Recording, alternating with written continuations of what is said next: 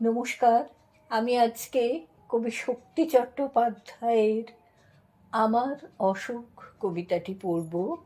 আমি আগমনী সেন। ভেবেছি খবর দেব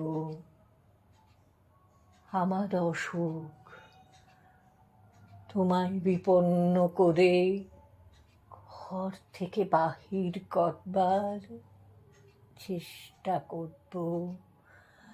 বারান্দায় ঝুঁকে পড়ে কখনো সখনো উত্তর আকাশে দৃষ্টি মেলে দিতে পারো অজান্তে নিজের।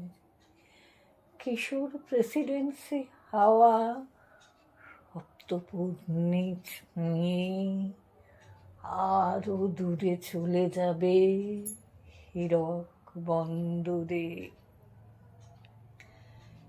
এলোমেলো ভালোবাসা বহুদিন ছিল গোপন ঝিনুকে শুয়ে মুক্ত মতন একা।